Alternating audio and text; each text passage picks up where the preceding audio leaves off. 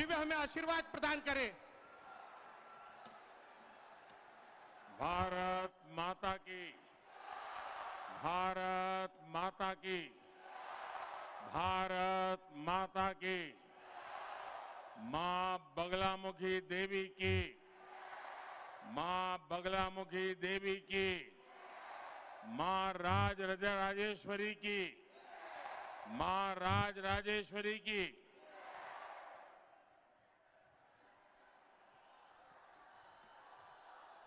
मैं सबसे पहले आप सबकी क्षमा मांगता हूं। ये तो शक्ति स्थलों की भूमि शाजापुर में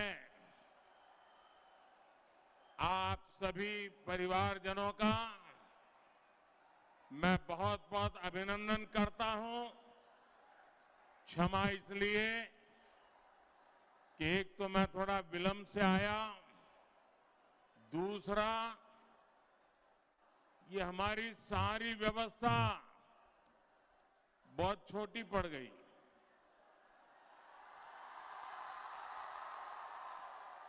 जितने लोग अंदर हैं उससे ज्यादा बाहर धूप में तप रहे हैं।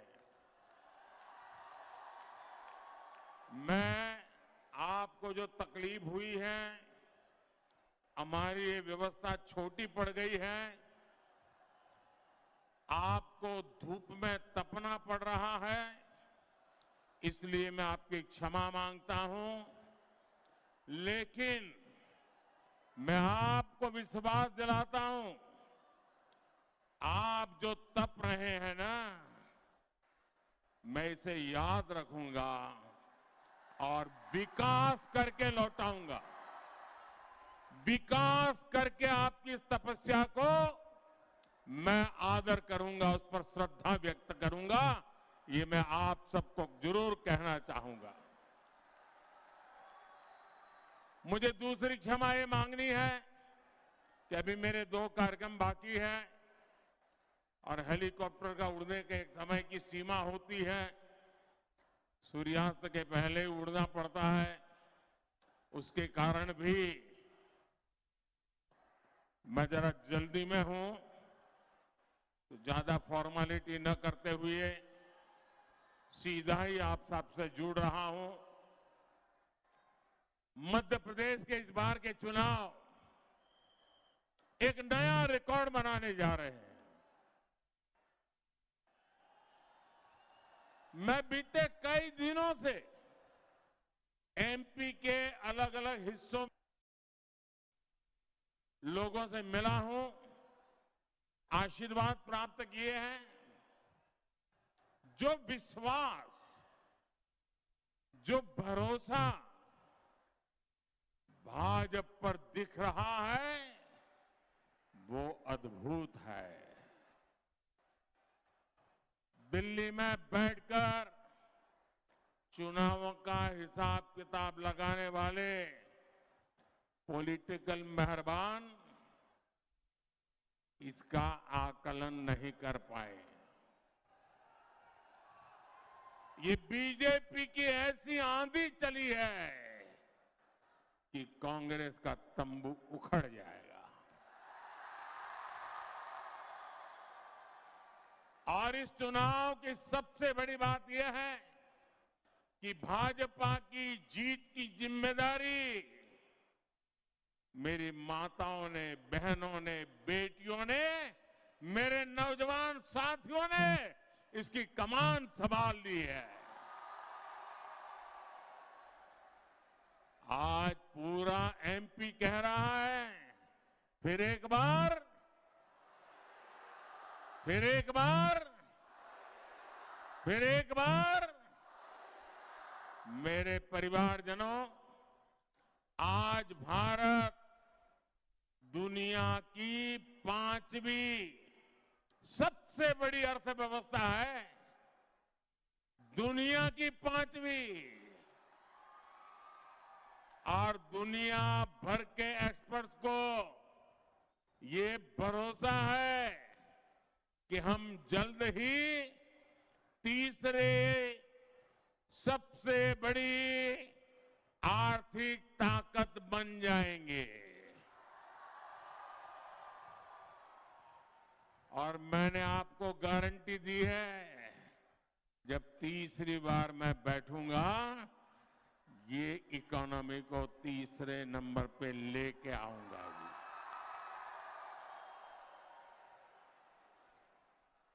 दुनिया के विकसित देश से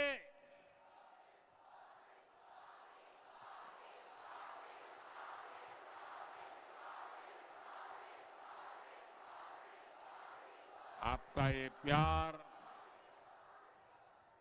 कईयों की नींद खराब कर रहा है।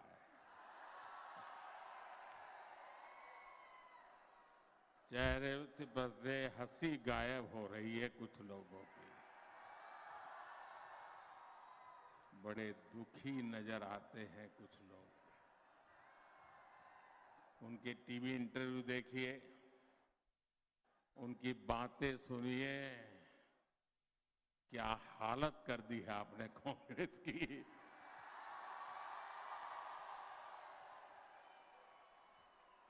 मेरे परिवारजनों, दुनिया के विकसित से भी विकसित देशों में हालत क्या है, वो आज सारी दुनिया को पता है। लेकिन भारत एक ऐसा देश है जो तेज रफ्तार से आगे बढ़ रहा है। आज दुनिया भर में के निवेशक भारत में निवेश करना चाहते हैं। हर सेक्टर की बड़ी बड़ी कंपनियां भारत आने के लिए तैयार है, आतुर है। भारत दुनिया का बड़ा मैन्युफैक्चरिंग हब बनने जा रहा है। शताब्दियों से दबी हुई भारत की ऊर्जा और इसकी शक्ति अब अपने सही रास्ते पर आगे बढ़ रही है। इस बहुत अहम समय में मध्य प्रदेश में भाजपा सरकार का रहना बहुत जरूरी है। आपको यह याद रखना है, कांग्रेस वो पार्टी है जो निवेशकों को भगाती है। कांग्रेस वो पार्टी है जो हजारों करोड़ का भ्रष्टाचार करती है।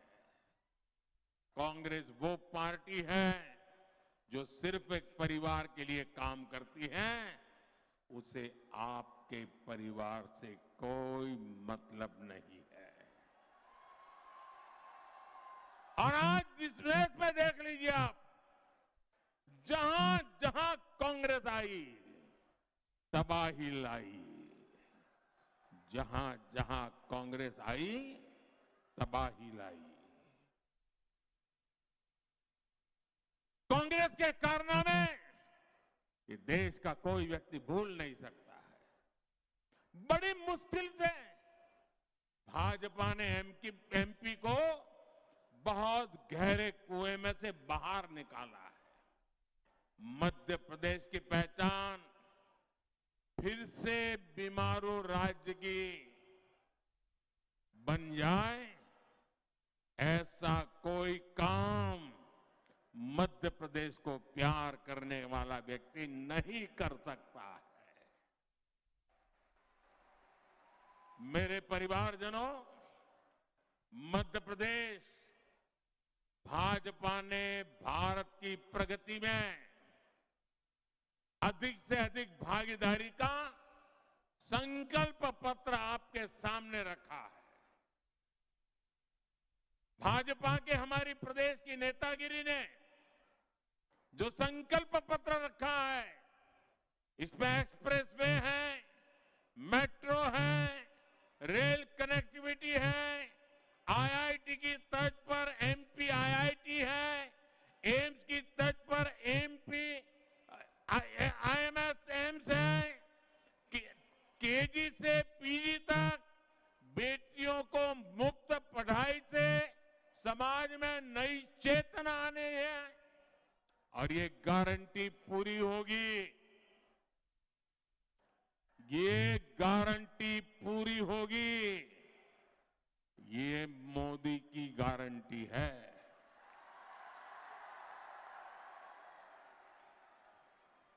इसलिए गांव हो शहर हो, युवा हो या बुजुर्ग हो, बहन हो भाई हो, हर कोई एक ही आवाज से कह रहा है, फिर एक बार, फिर एक बार, फिर एक बार। साथियों, कांग्रेस को सिर्फ परिवार की, अपने बच्चों की चिंता रहती है।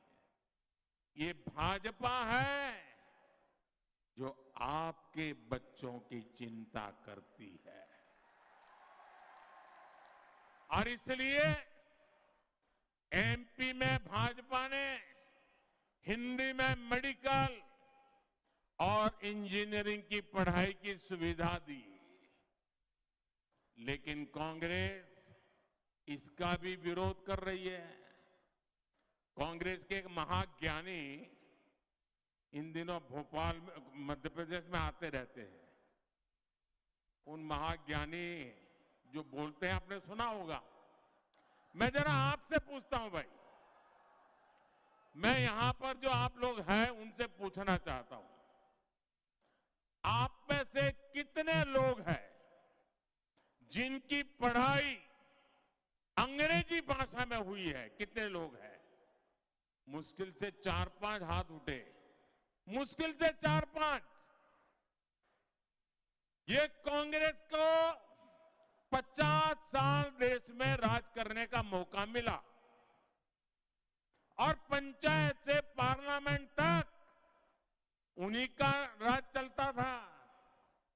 और यहां पर अंग्रेजी जानने वाले, अंग्रेजी में पढ़ाई करने वाले 5 लोग मुझे नजर आ रहे हैं। क्या भाजपा सरकार ने कहीं पर भी अंग्रेजी की स्कूल को ताला लगाया है क्या? कहीं ताला लगाया है क्या? इनके नाना, उनके पिता, उनकी दादी, किसी ने भी शुरू की होगी, क्या हमने ताला लगाया है क्या? तो उन्होंने आपकी चिंता की थी क्या कभी? एक तो अंग्रेजी में पढ़ाया नहीं, और इंजीनियरिंग मेडिकल पढ़ना है तो अंग्रेजी के बिना पढ़ नहीं सकते। क्या मेरे गरीब मां का बेटा, मेरे गरीब मां की बेटी क्या अंग्रेजी नहीं पढ़ पाई, इसलिए डॉक्टर नहीं बन सकती है क्या? बन सकती है कि नहीं बन सकती है?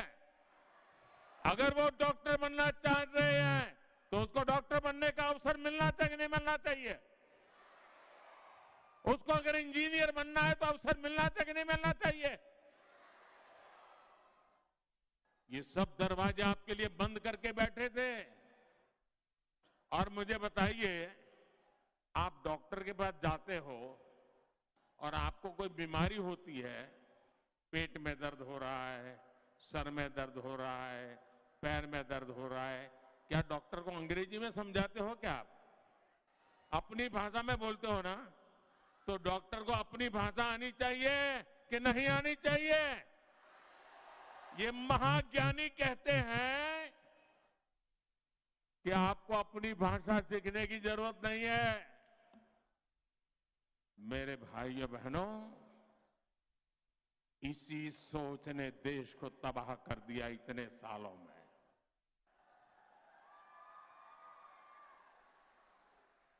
और इसलिए मैंने तय किया है, गरीब से गरीब बच्चा भी, गांव का बच्चा भी, उसे अंग्रेजी आती है तो अच्छी बात है, नहीं आती है तो भी वो डॉक्टर बनेगा, वो इंजीनियर बनेगा, वो देश की सेवा करेगा। कांग्रेस जहां भी सत्ता में है, वहां उसका एक ही एजेंडा है, लूट लूट लूट, भ्रष्टाचार भ्रष्टाचार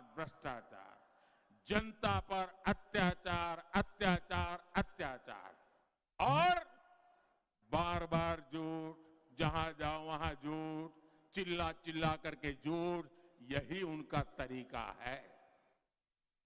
कांग्रेस के पास आपको देने के लिए सिर्फ और सिर्फ विरोध है, निराशा है, नकारात्मकता है। कांग्रेस स्वभाव से ही तुष्टीकरण, गुंडागर्दी, दंगे फसाद, भ्रष्टाचार इनको प्रोत्साहित करती है। कांग्रेस के न तो संगठन में दम है और न ही नीयत है। आप राजस्थान में देखिए, छत्तीसगढ़ में देखिए, वहां कानून व्यवस्था की, भ्रष्टाचार की क्या स्थिति है। अब वो डरने लगे हैं कहीं लॉकर न खुल जाए। उनको चिंता है कि मोदी को लॉकर का पता कैसे चल रहा है। लॉकर खुल रहे हैं और नोटों को ढेर निकल रहे हैं, सोना निकल रहा है, सोना। और ये आलू वाला सोना नहीं है, असली सोना, चोरी का माल। भ्रष्टाचार, अपराध और कांग्रेस का इन दोनों का मेल किसी भी राज्य को बर्बाद करने के लिए काफी होता है। कांग्रेस जहां भी आती है ऐसी ही बर्बादी लाती है। इसलिए मेरे परिवारजनों, मध्य प्रदेश को बहुत सावधान रहना होगा। साथियों, हमारे जो फर्स्ट टाइम वोटर्स हैं, जो पहली बार वोट करने जाने वाले हैं, 18, 20, 21 साल के, वो नौजवान भविष्य की ओर देखते हैं, लेकिन उन्हें पहले का इतिहास भी पता होना बहुत जरूरी है जी। जरा अपने माता पिता को पूछिए कैसी मुसीबत की जिंदगी काट करके निकले हैं। आज कांग्रेस के लोग जो यहां आपसे झूठे वायदे कर रहे हैं, जब उनके पास काम करने का मौका था तो घोटालों में व्यस्त थे, भाई भतीजावाद में व्यस्त थे, अपने पराये में व्यस्त थे, समाज में भेदभाव कराने में व्यस्त थे। कांग्रेस के शासन में मध्य प्रदेश को हर क्षेत्र में पिछड़ा माना जाता था। एक समय था जब मध्य प्रदेश में गड्ढों को ही हाईवे माना जाता था। रास्ते में धचके लगना शुरू हो तो आप अपने आप समझ जाते थे कि मध्य प्रदेश का कोई हाईवे आया है। एक समय था जब एमपी में बिजली केवल झटके दिया करती थी, बिजली कभी रोशनी नहीं देती थी। यहां क्या लोग, क्या किसान, क्या उद्योग, अंधकार में जीना सबकी नीयत बन गई थी, बन गई थी। एक समय था जब मध्य प्रदेश में सिंचाई के लिए हर खेत, हर किसान तरसता रहता था। सबकी किस्मत में केवल बरसात पर बारिश अगर अच्छी हो गई तो गुजारा कर लेते थे, निर्भर रहना पड़ता था। तब एमपी के स्कूल भी खस्ता हाल थे और पढ़ाई भी बेपटरी थी। स्वास्थ्य सेवाएं इतनी चरमराई हुई थी कि मरीजों को अच्छे इलाज के लिए दिल्ली या मुंबई जाना पड़ता था। और इसलिए जो पहली बार वोट देने वाले हैं, मेरे नौजवानों, इन सारी बातों को वेरीफाई कर लेना। वो बर्बादी फिर से मध्य प्रदेश में नहीं आने देनी है। मेरे नौजवानों, भाजपा ने बहुत मेहनत करके मध्य प्रदेश को संभाला, उसे विकास के रास्ते पर लेकर आई। भाजपा मध्य प्रदेश के लोगों के सुख दुख की साथी रही है। चुनाव के समय आपसे झूठे वायदे करने वाली कांग्रेस दरअसल एमपी के लोगों से नफरत करती है। इसलिए जैसे ही कांग्रेस को मौका मिला, कांग्रेस ने गरीब कल्याण की सारी योजनाओं को बंद करना शुरू कर दिया था। आपको याद होगा, बीच में 15 महीना उनको जरा अवसर मिला था। मध्य प्रदेश की जनता उनका टेस्टिंग कर रही थी कि सुधरे कि नहीं सुधरे। पर 15 महीने में पता चला ये तो और बिगड़ करके आए।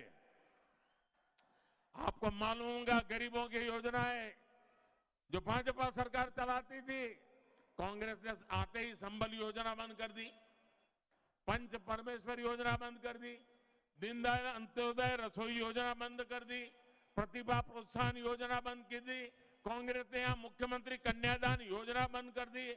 मुझे याद है जब यहां कांग्रेस की सरकार थी तभी केंद्र सरकार ने पीएम किसान सम्मान निधि शुरू की थी, लेकिन उस समय बार बार कहने के बाद भी कांग्रेस सरकार ने लाभार्थी किसानों की पूरी लिस्ट केंद्र सरकार को नहीं दी। कांग्रेस सरकार को 1 रुपये भी अपने जेब से नहीं खर्च करना था।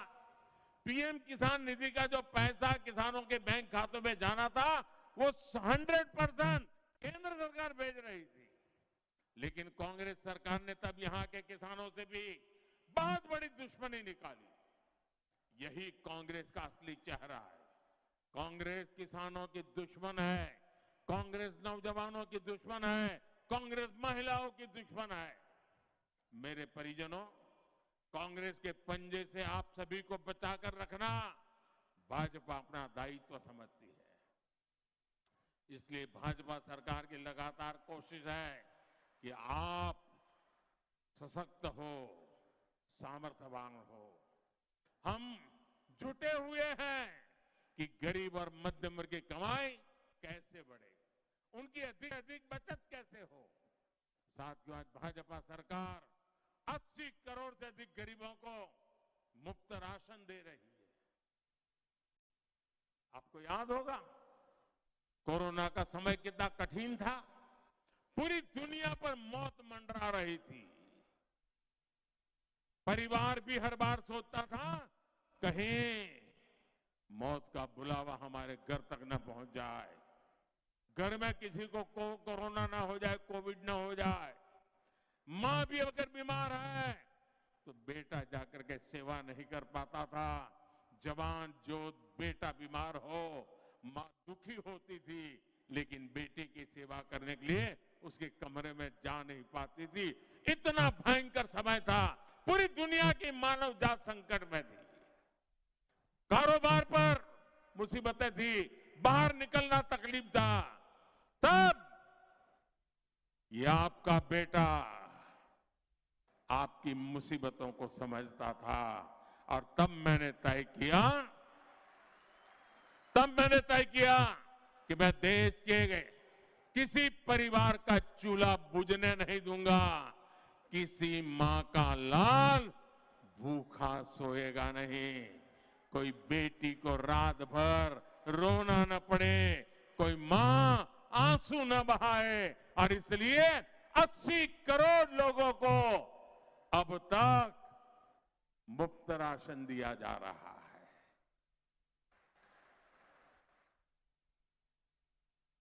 हम किसी को भी जरूरतमंद को अगर रोटी खिलाएं तो हमें पुण्य मिलता है कि नहीं मिलता है? जरा जवाब दीजिए। पुण्य मिलता है कि नहीं मिलता है? पुण्य मिलता है ना? मिलता है ना पुण्य?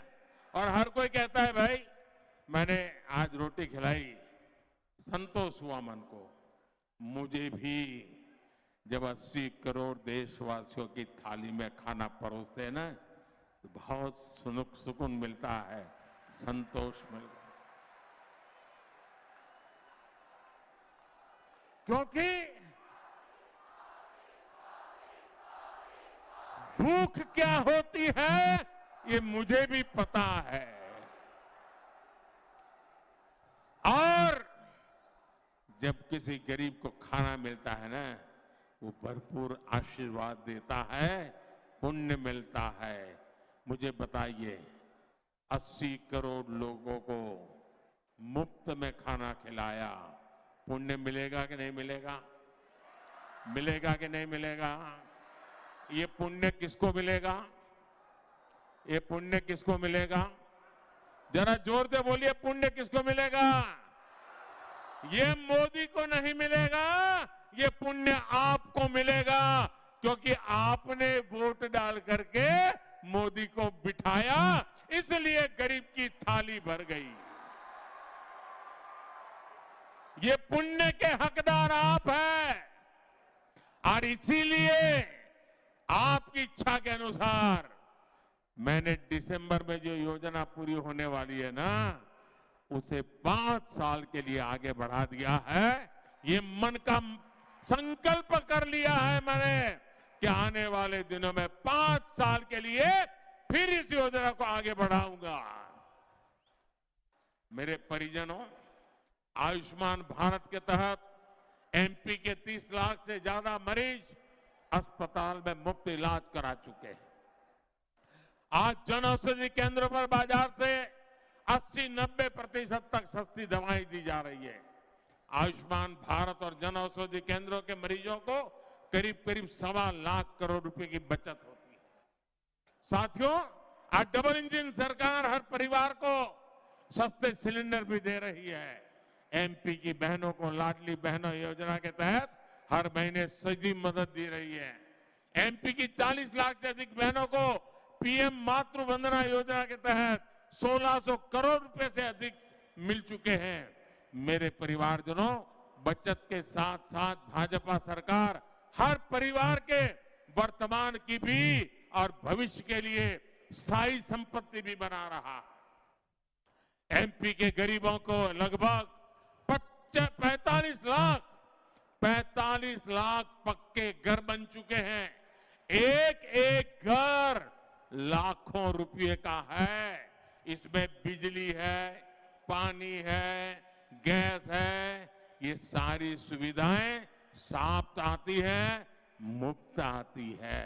अगर ये सुविधाएं अलग से लेनी पड़ी तो इसमें भी गरीब परिवार के हजारों रुपए खर्च हो जाते हैं।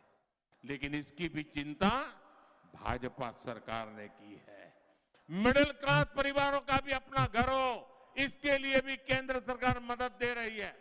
इसका भी लाभ लाखों परिवारों ने उठाया है। साथियों, भारत को विकसित बनाने में जुटी भाजपा मध्य प्रदेश के विकास के लिए भी तेजी से काम कर रही है। आज बहुत बड़ा जोर कनेक्टिविटी पर दिया जा रहा है। अच्छी कनेक्टिविटी का महत्व शाहजहांपुर से बेहतर कौन जानता है। शाहजहांपुर के भैरव डुंगरी में 100 एकड़ क्षेत्र में नया इंडस्ट्रियल पार्क विकसित हो रहा है। आने वाले समय में शाहजहांपुर देश के एक महत्वपूर्ण फूड प्रोसेसिंग हब के रूप में विकसित होगा। इससे यहां सोयाबीन हो, आलू हो, मिर्च हो, मक्का हो, प्याज हो, संतरा, ये जो उगाने वाले मेरे किसान हैं, उन सब किसानों को लाभ होने वाला। मेरे परिवारजनों, शाहजहांपुर तो हमारी सांस्कृतिक विरासत से भी समृद्ध है। ये भूमि महाभारत काल से लेकर आज तक के इतिहास को समेटे हुए है।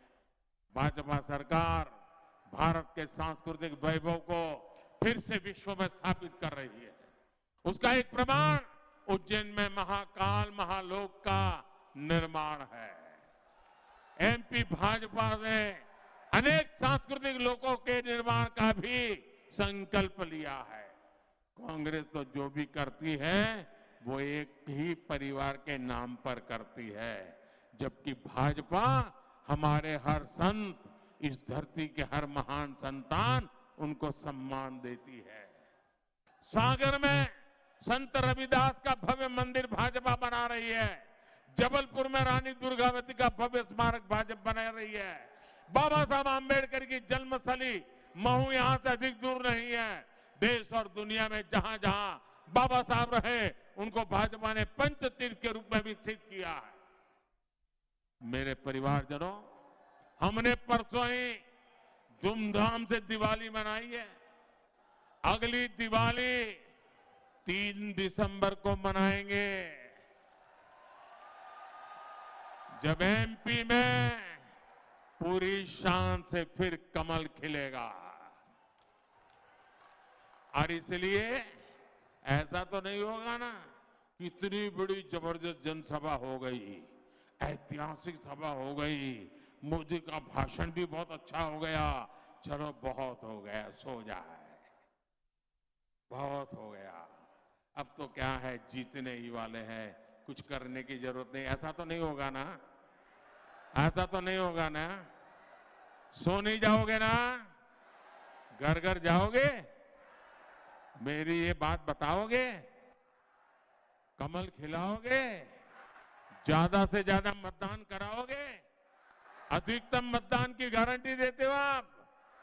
इस बार मध्य प्रदेश में भाजपा के जीत की गारंटी जनता जनार्दन खुद दे रही है।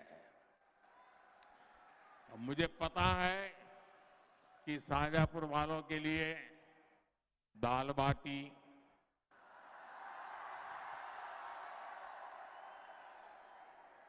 तोलाराम की कचौरी और दूध जलेबी, आपके लिए इसका कितना महत्व है मैं यहां आता था, मुझे मालूम है। बाकी सब काम बाद में, पहले तो तोलाराम। लेकिन 17 नवंबर को पहले मतदान, फिर जलपान। पक्का? मंजूर? ये हो जाएगा ना? अच्छा, ये तो बात हो गई चुनाव की। अब मैं मेरी एक निजी बात बताना चाहता हूं। बताऊं? निजी बात है, चुनाव की नहीं है। बताऊं? मेरा एक काम करना है, करोगे? ये चुनाव वाला नहीं है, करोगे? अब उतनी ताकत से बताओ ना, ढीले क्यों पड़ जाए हो यार? ये मेरा पर्सनल काम है, करोगे ना? ये चुनाव का काम नहीं है, करोगे? तो जरूर करना। जब आप घर घर मिलने के लिए जाएंगे तो सबको कहना कि अपने मोदी जी शाहजहांपुर आए थे। अपने मोदी जी शाहजहांपुर आए थे और उन्होंने आपको प्रणाम भेजा है। इतना मेरा काम कर देंगे? इतना मेरा काम कर देंगे? पक्का करेंगे? देखिए, जब आप उनको मेरे प्रणाम कहोगे ना, तो वो मुझे आशीर्वाद देंगे, भरपूर आशीर्वाद देंगे। और जब हर परिवार से मुझे आशीर्वाद मिलता है तो मेरी ऊर्जा बहुत बढ़ जाती है, मेरी दौड़ने की ताकत बहुत बढ़ जाती है और मुझे देश के लिए दौड़ने का और उत्साह बढ़ जाता है। और इसलिए मुझे हर परिवार के आशीर्वाद की जरूरत रहती है। तो मेरे प्रणाम पहुंचाओगे? हर घर जाके पहुंचाओगे? भूल तो नहीं जाओगे ना? देखिए, मुझे हमेशा की तरह मालवा निमाड़ ने अभूतपूर्व स्नेह दिया है, बहुत प्यार दिया है। आप लोगों ने मुझे बहुत आशीर्वाद दिया है। मैं आपका जितना आभार व्यक्त करूं उतना बहुत कम है। इस बार तो तोलाराम की मिठाई का चखने का समय नहीं है, वरना पक्का खा के जाता आज। मेरे साथ बोलिए, भारत माता की, भारत माता की, भारत माता की। बहुत बहुत धन्यवाद।